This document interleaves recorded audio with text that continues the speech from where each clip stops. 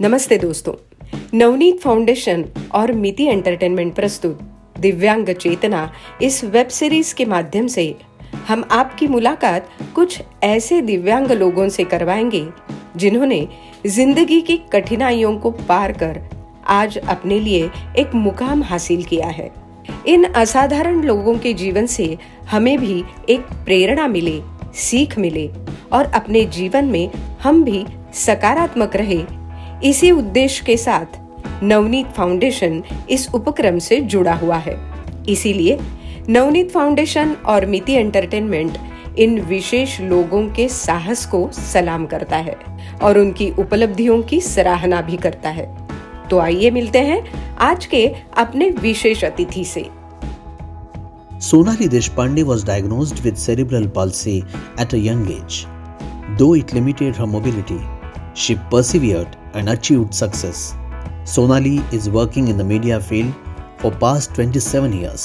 She started her career in the year 1992 with a newspaper. After that, she also did freelancing for many popular newspapers. She was a senior associate editor with IBN Lokmat channel and handled many responsibilities like production, conceptualization, interviewing celebrities, and many more. Apart from her work, she likes to travel. She has been to many places in India and abroad. In the future, she wants to do some work for the disabled community, especially for the children. So let's have a chat with Sonali Deshpande. Sonali, hello. Hello. जैसे मैंने कहा कि cerebral palsy क्या होता है और उसकी वजह से कौन सी कठिनाइयाँ आती है? मेरा जब जन्म हुआ तो माँ को बहुत डिफ़िकल्टीज हुई और पूरा दिन वो लेबर पेन में थी और डॉक्टर ने फॉर्सेप लगाया। तो फॉर्सेप लगाने से मेरे ब्रेन में थोड़ा प्रॉब्लम हो गया और मेरा जो बैलेंसिंग सेंटर है वो अफेक्ट हो गया और अभी मुझे चलने में क्रचेस लेके चलना पड़ता है क्योंकि मेरा बैलेंस कम है। पहले परिवार की रिएक्शन क्या थी और कैसे हुआ, वहाँ से जर्नी कैसे शुरू? वैसे परिवार को जल्दी पता चला कि कुछ प्रॉब्लम है बच्ची में। तो उसके बाद में मेरे घर में मामा वगैरह डॉक्टर थे और एजुकेटेड परिवार था, तो वो सब पहले डॉक्टर के पास गए और उन्होंने बोला कि दिस इज़ सेरेब्रल पैल्सी। तो क्या सेरेब्रल पैल्सी के लिए एक ही दवा है, फिजियोथेरेपी। अच्छा। तो वहीं से ही 2 साल से शायद मेरी फिजियोथेरेपी चालू हो गई।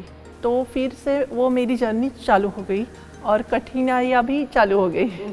लेकिन वो कौन कौन सी डिफ़िकल्टीज थी? और first difficulties admission, school admission, और वो बहुत सारे स्कूल ने हमें नकारा कि हैंडीकैप बच्चे को हम नहीं ले सकेंगे और वो टाइम दिव्यांग लोगों के लिए इतनी स्कूल नहीं थे, तो इसीलिए माँ को बहुत टेंशन आया था। तो माँ के वजह से ही मेरे बालमोहन विद्या मंदिर में एडमिशन मिली। अच्छा। माँ एक दिन, माँ और मेरे पिताजी दोनों दादा रेगे को मिले। उन्होंने 1-2 सवाल पूछे मुझे और उन्होंने बोले किसने आपको कहा कि हम इसको नहीं लेंगे?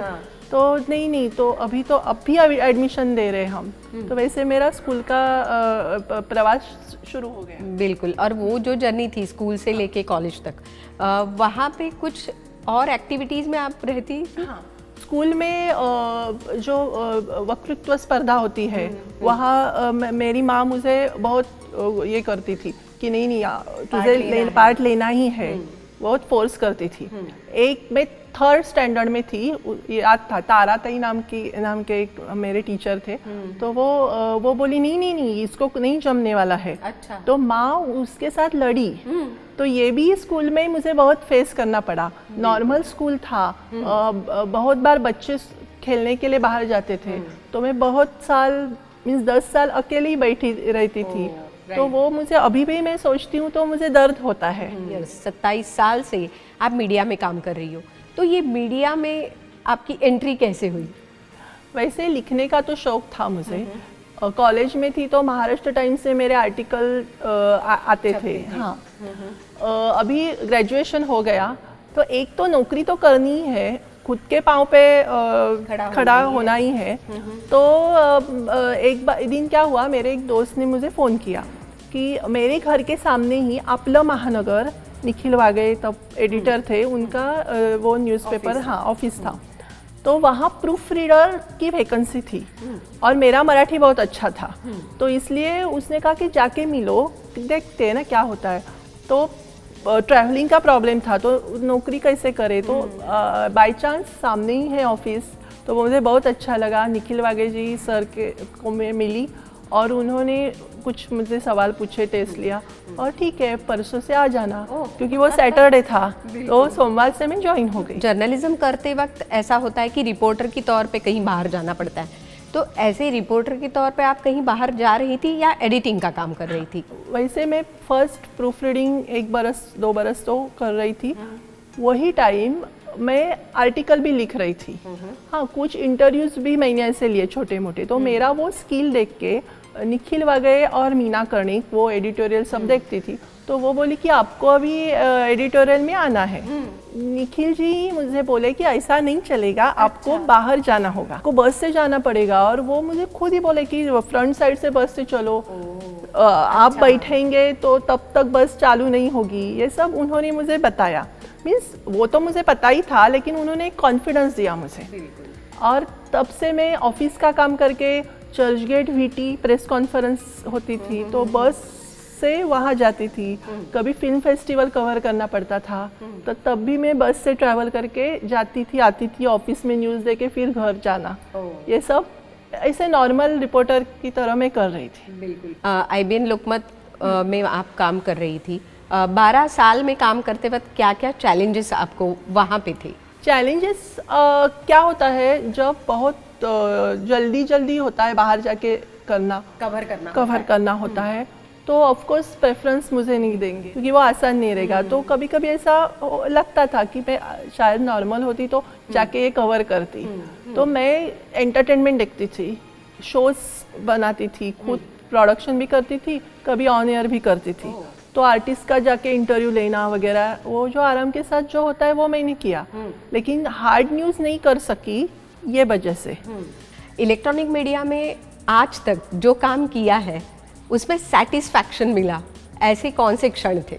सेटिस्फेक्शन मिला मीन्स हमारे ऑफिस में ऐसे अच्छा काम करते थे तो उनको अवार्ड देते थे, तो वो 3 बार मुझे अवार्ड मिला। क्या बात है। हाँ, और मैं अभी बोली आपको कि गोवा फिल्म फेस्टिवल कवर करने के चांस मिला, तो वो मेरे लिए बहुत सेटिस्फाइड था, क्योंकि वहाँ जाके 2 हफ्ते रहना, खुद अकेली, तो वो मेरे लिए बहुत चैलेंज था। और अब आप कौन सा काम कर रही हैं? न्यूज़ चैनल में ही मैंने अभी 3 बरस वेबसाइट के लिए काम किया, फिर मैंने अभी I left my job and अभी मैं कंटेंट राइटिंग और ट्रांसलेशन का काम कर रही हूँ। आप और आपके पति दोनों विकलांग हैं, तो इसमें कोई दिक्कत आती है रोज़मर्रा की ज़िंदगी में? हाँ, दिक्कत तो आती है, डिफ़िकल्टीज तो होती है, लेकिन हमारा लव मैरिज है।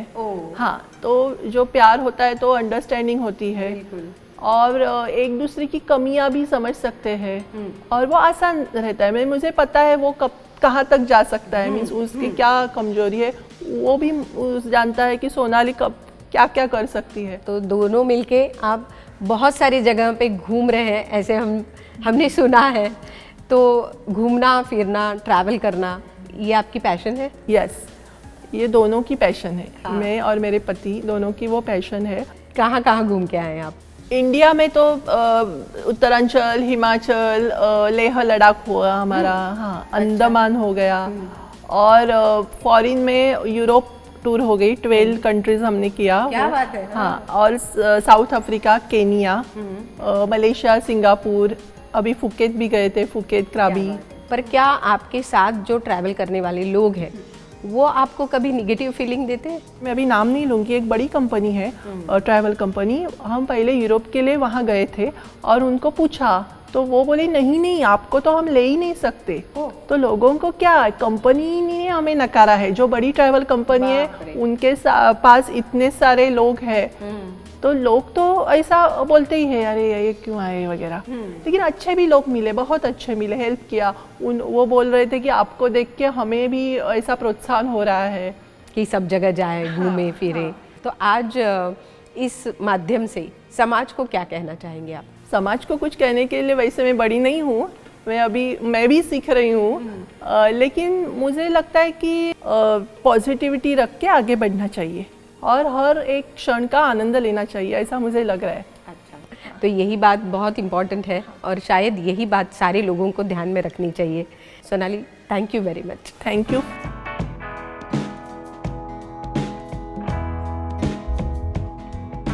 तळ Konkan.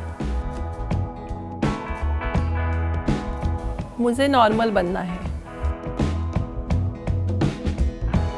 Amitabh Bachchan.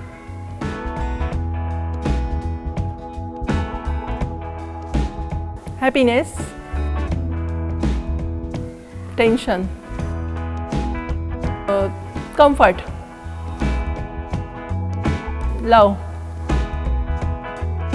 Travel, friends, hopes.